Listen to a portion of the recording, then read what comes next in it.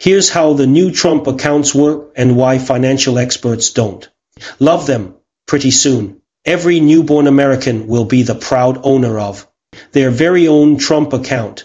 President Trump's sprawling tax law creates a new tax-advantaged investment account pre-funded with $1,000 for each child born from the beginning of 2025 through the end of 2028. Kids born before this year are eligible for the IRA-style accounts, but not the $1,000 seed money. The idea's backers say the accounts are a way to get all kids into saving and investing early in life while helping them save for goals like college or a home. But financial advisors who spoke with Yahoo Finance warned that, aside from the free seed money, the benefits the accounts offer are relatively paltry compared to other tax-shielded savings options Americans already have available, including the 529 accounts parents use to put away money for college and IRAs for retirement.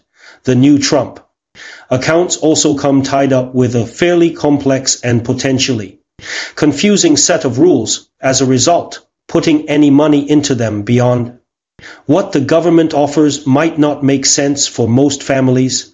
They said it's not very attractive.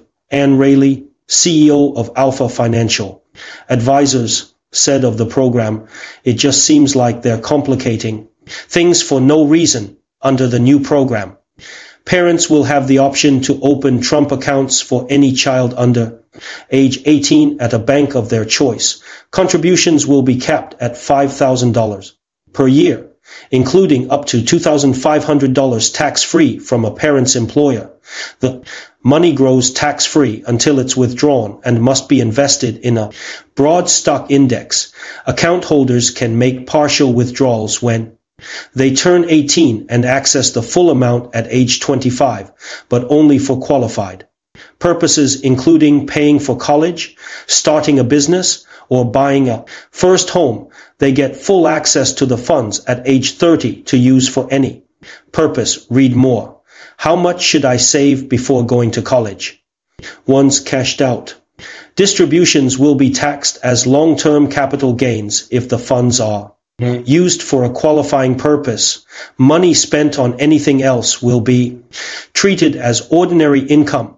Overall, it's a less generous deal than putting money into a 529 account for higher education or Roth IRA for retirement, since both of those options allow investors to withdraw their money entirely tax-free. The Trump account could theoretically be useful for families who are already comfortable with their retirement savings and whose children don't plan to pursue college, since the money can be used for other purposes like home buying without a penalty. But even then, there might be pitfalls. For instance, say a child ends up spending the money on anything other than education or business or a house and gets hit with the higher ordinary income rate.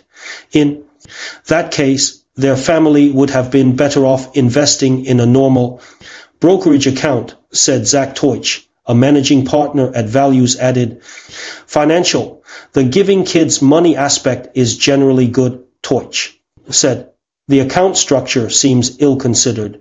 He added that a family would need to be shockingly sure that their child wasn't going to college before it would make sense to invest in a Trump account.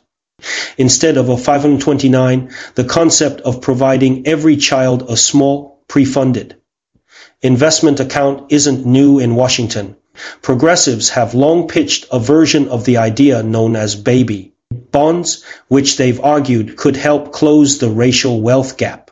Among Republicans, Texas Senator Ted Cruz is credited for originating the Trump account proposal. He called them Invest in America accounts, which he has described as a way to help hook kids on investing and broader capitalist values. There are many Americans who don't own stocks or bonds, are not invested in the market, and may not feel particularly invested in the American free enterprise system. This will give everyone a stake, Cruz recently told Semaphore.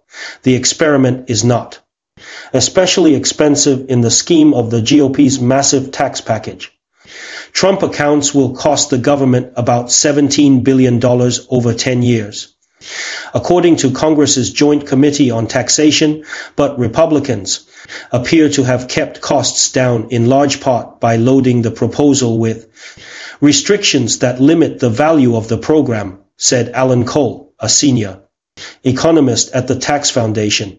It's like, thank you, government, for the free money, but I care about the usefulness, Cole said. And realistically, this is the 6th or 7th best tax-free savings account option